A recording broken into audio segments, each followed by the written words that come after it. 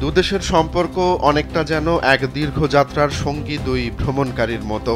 পথে হাত ধরে চললেও মাঝে মধ্যেই চোখাচোখি এড়িয়ে যায়, আবার কখনো ক্ষণিক অভিমানে মুখ ফিরিয়ে নেয়।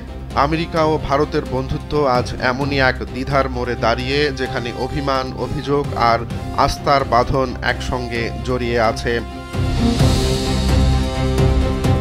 ওয়াশিংটনের কোলাহল থেকে ভেসে এলো ডোনাল্ড ট্রাম্পের তীব্র অভিমান ভরা শব্দ, আমরা ভারত আর রাশিয়াকে হারালাম চীনের কাছে। কূটনীতির মঞ্চে এই বাক্য যেন বজ্রপাতের মতো আছড়ে পড়ল। তবে ঝড়ের পরই আবার এলো শান্তির সুর। ট্রাম্প তার সুর পাল্টে বললেন, আমি মনে করি না ভারতকে হারিয়েছি। মোদি মহান নেতা, আমি তার বন্ধু।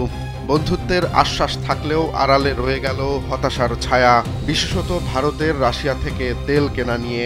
আসুন নারী হবার এই যাত্রাকে আমরা করে তুলি আরো সহজ। এসএমসির জয়া স্যানিটারি ন্যাপকিন।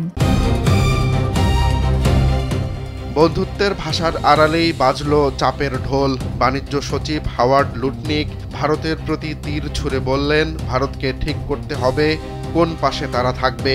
যদি আমেরিকার পাশে না থাকে তবে ৫০% শুল্কের ভার বইতে হবে। তার কণ্ঠে ছিল চূড়ান্ত সতর্ক বার্তা। তারা রাশিয়া আর চীনের মাঝখানে দাঁড়ানো সেই অক্ষর আই। যদি ওরা তাই হতে চায় তবে তাই হোক। এই কথার ভেতরে লুকিয়ে ছিল রাজনৈতিক দাবার বোর্ডের চাল আর ভারতকে এক কোণে ঠেলে দেওয়ার কৌশল। কিন্তু নয়াদিল্লি যেন অন্য নাটক লিখল। অর্থমন্ত্রী নির্মলা সীতারামনের কণ্ঠে ক্ষোভ আর আত্মমর্যাদার ঘোষণা শোনা গেল। তিনি ঘোষণা দিলেন, আমরা কোথা থেকে তেল কিনব সেটি আমাদের সিদ্ধান্ত।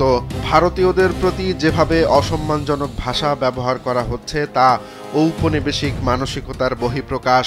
একই সঙ্গে ঘোষণা এলো, পররাষ্ট্রমন্ত্রী এস জয়শঙ্কর ব্রিক্স সম্মেলনে যোগ দেবেন। ব্রাজিলের নেতৃত্বে আয়োজিত এই ভার্চুয়াল বৈঠক ঘিরে পরিষ্কার হয়ে গেল, উদীয়মান অর্থনীতিগুলো একজোট হয়ে ট্রাম্পের শুল্ক নীতি মোকাবেলার চেষ্টা করছে।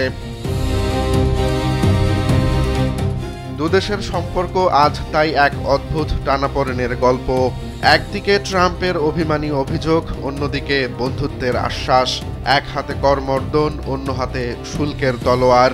আর ভারতের মুখে যেন অবিশ্বাসের চাহনিতে দৃঢ়তার সুর, আমরা সিদ্ধান্ত নেব আমাদের নিজেদের মতো করে। প্রশ্ন এখন একটাই, এই সম্পর্ক কি কেবলই সাময়িক মেঘে ঢাকা, নাকি সামনে অপেক্ষা করছে আরও বড় কোনো ঝড়, যা আমেরিকা ভারত বন্ধুত্বের আকাশকে অন্ধকার করে তুলবে? রোমান্স তালুকদার, কালবেলা।